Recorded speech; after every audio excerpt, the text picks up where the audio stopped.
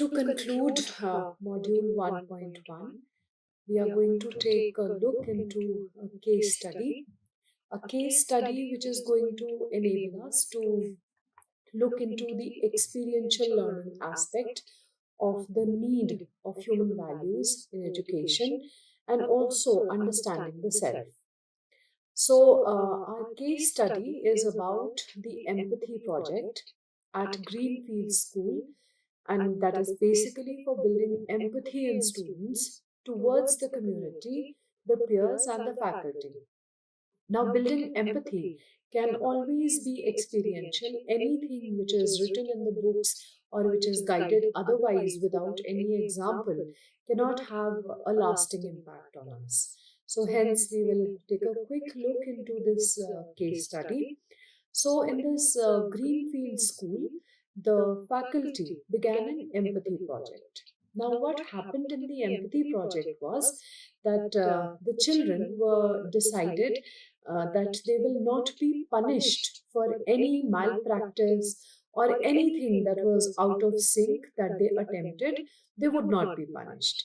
And why not be punished? Because any punishment can cause a person to become very stubborn. However, the learning that they wanted to prove the faculty without punishing children was that they wanted to build a curriculum integrated program so that there was nothing extra or not a burden upon the children. Then they wanted to emphasize on restorative justice practices to recompensate whatever the child had done with a good cause. Then community service requirement they were looking at. They were engaging these children into doing things which would help the community and in turn help the child to grow. Student leadership out of the entire program, they would identify students who would actually rise up to the occasion and act as leaders into driving the empathy project. So, the kinds of things that they included in the empathy project were that in case a student, a learner behaved badly in class, he or she would not be punished. But instead, what did they do? They included that child into community service, like gardening, like helping, like being time out of the elderly, assistance to any disabled person. So every time a child malfunctioned, and the amount of time that the child malfunctioned, the student malfunctioned, they came about with helping the child into community service. The child would be associated, the learner would be associated into community developing. Like examples of community developing are cleaning of an area of a township. It could be taking care of any community garden that was around them, which inculcated that value of being connected to the community and also understanding that whatever they had done, the wrong that they had done, had its measures, but it was not like punishable in their respect. But yes, some redressal was there. And some of them were required to go to an old age home to help the elderly people over there, because again helping the elderly people is bringing us closer to the community. Some of them were asked to help at hospitals when we know that hospitals are places where a lot of care, where a lot of concern is required. So if you send people, or if we even go to hospitals as volunteers, and we can do so much. We can give the patients a listening ear. We can replace the attendants who have been sitting there for days to attend to their loved ones. And all these hours kept adding to the bigger picture, that is, how to develop a person's human values, how to understand yourself better. There are so many learners who have so much of skill in them. Now, when we assist in the community in whichever way we can, there is lots of learning that comes with it. And the learning is a lifelong lesson then, because it is not bookish. More of it is experiential. It is through experience that we are gathering on information. It is through experience that we are gathering skill. However, there can be different mindsets where learners can understand it as a punishment, or learners can take it as a learning skill. So, when we work with an open mind and we take it as a learning skill, then we have things which add on to our human value. And when we add on to a human value, we become better people. We don't become better people for a selfish cause. We become better people for ourselves, the foremost. We become better people for the community which is around us, and the community would mean when we begin at our home. We begin with our family, we begin with our siblings, we begin with our parents, we begin with our grandparents. We go on to peers. We have a large social life when we are in institutions, educational institutions, where we have friends, we have a class full of people. So all these people get affected with our behavior, how we behave with ourselves, how we behave with each other, and vice versa. If you come to think about it, don't you get affected with the kind of behavior that your friends have towards you? You certainly do. Then we have the faculty. The faculty who is training you actually helps you into recognizing what your strengths are, what your weaknesses are, how you can attune yourself to become better people.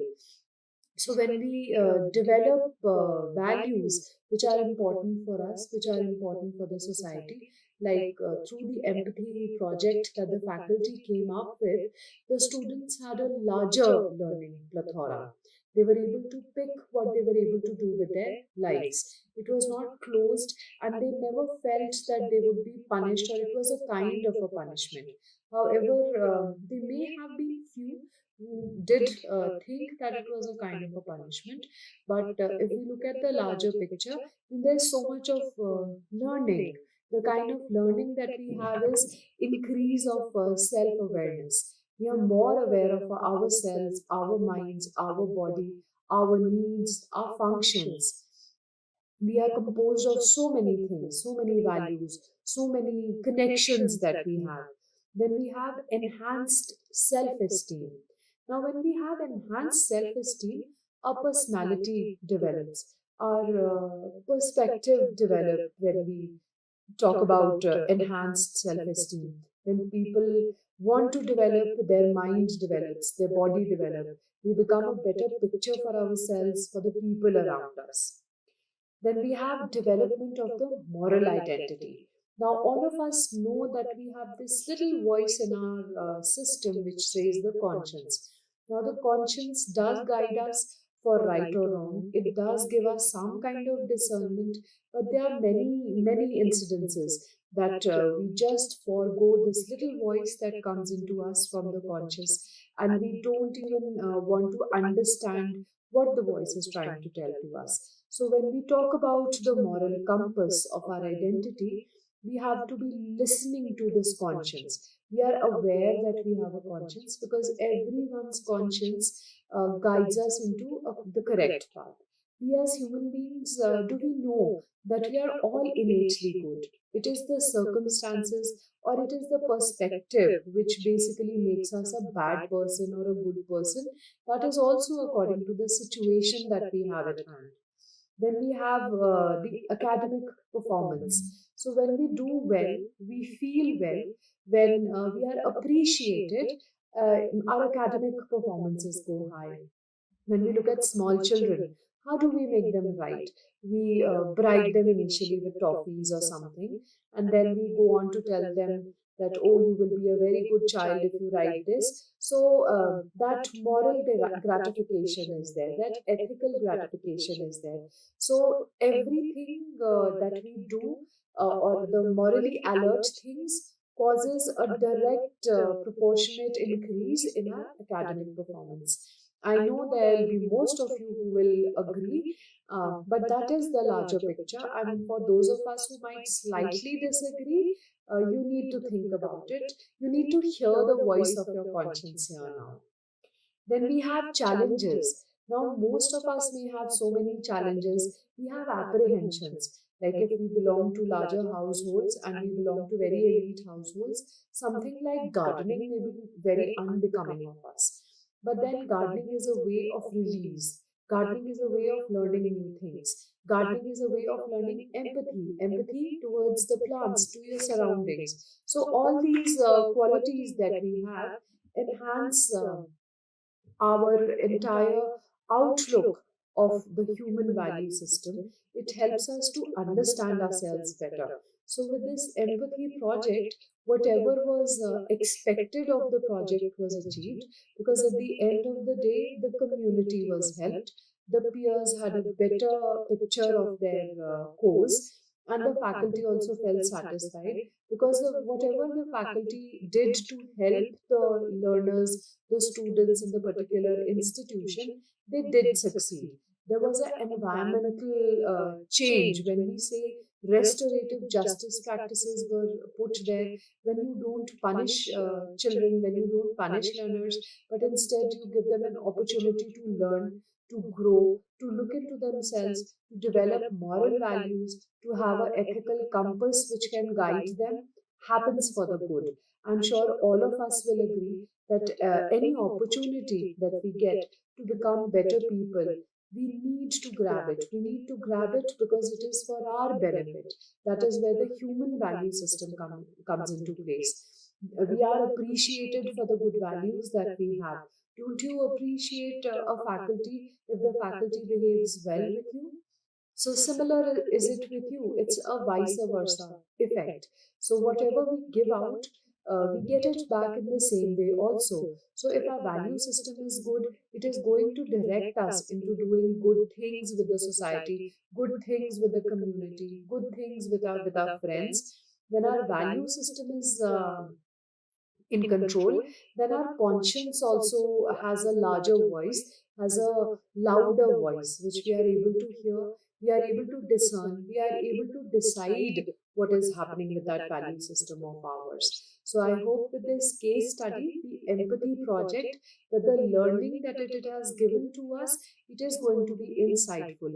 You are going to think about the conscience that pricks you, about the discernment that you need to have while you're making smaller decisions or larger decisions, or even if you are provoked into doing anything, you will think about it before you indulge into it, because everything that we do has its own repercussion. So, repercussions do not affect people around us more as much as it reflects upon us, as much as it hampers our mental ability, our moral compass. So, with that, I think you will take back our learning